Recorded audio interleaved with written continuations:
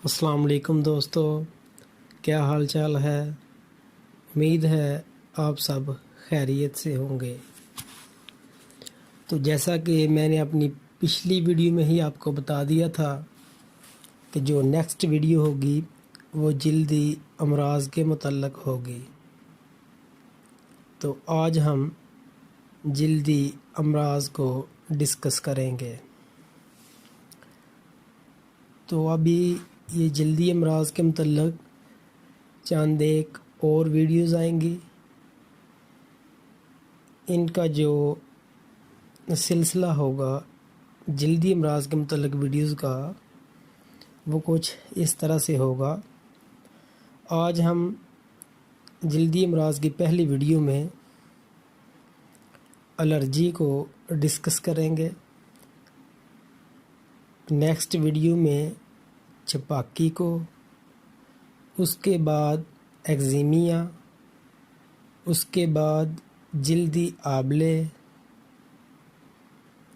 उसके बाद एड़ियों का फट जाना, उसके बाद दाद, रिंगवर्म, खारिश, लीकोडर्मा और डर्माटाइट्स।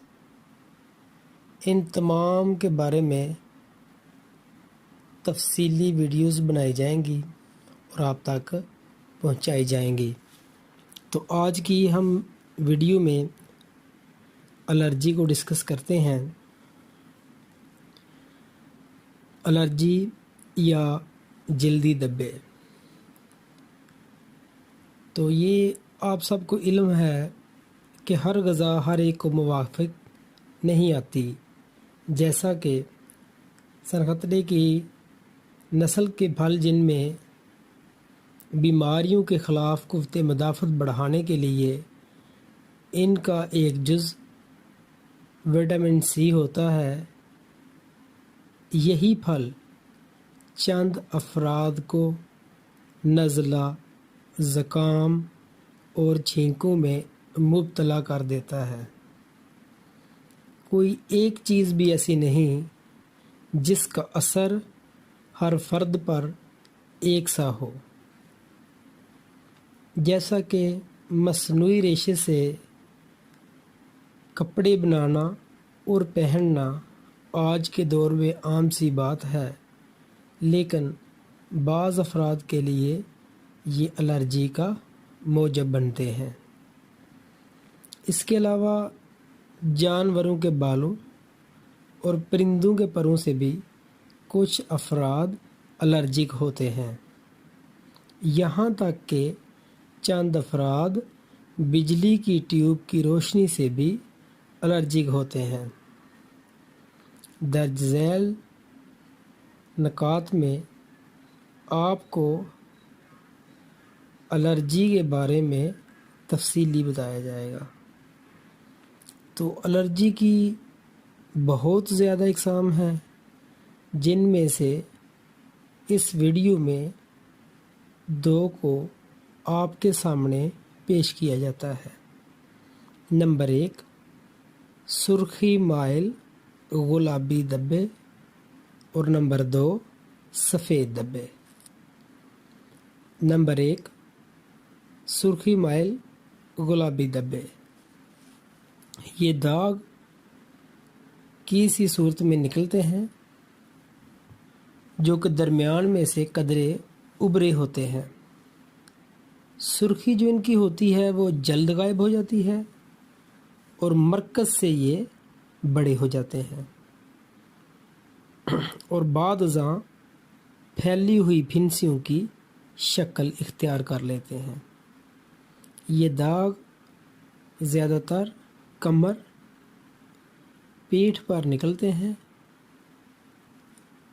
बाद अज़ां जिस्म के दूसरे हिस्सों पर भी नमूदार होना शुरू हो जाते हैं। और नंबर 2 पे सफ़ेद धब्बे हैं। जो सफ़ेद धब्बे होते हैं ये मोतियों की तरह सफ़ेद दानों पर मुश्तमिल होते हैं, जिनका साइज़ पेन के सार जितना होता है। ये چہرے اور بازوں پر نکلتے ہیں۔ دونوں قسم کی الرجی ان بچوں میں زیادہ پائی جاتی ہے جنہیں تنگ و تاریک جگہوں پر رہائش کے باعث کھلی تازہ ہوا میسر نہیں آتی، یا انہیں متوازن خالص غذا یا مناسب مقدار میں غذائیت سے بھرپور غذا میسر نہیں آتی، یا جن بچوں کو مہینوں نہلایا نہیں جاتا یا کم نہلایا جاتا ہے۔ تو اب ان علامات کی روشنی میں چند ایک ہومیوپیتھک ادویات ہیں کہ جن کو اگر استعمال میں لایا جائے تو ان علامات سے چھٹکارا 100% ممکن ہے۔ شروع میں دونوں قسم کی الرجی کے لیے کیمومیلا 30 طاقت میں صبح، دوپہر اور رات کو، یعنی کہ دن میں 3 ٹائم کیمومیلا 30 کو استعمال کروایا جائے۔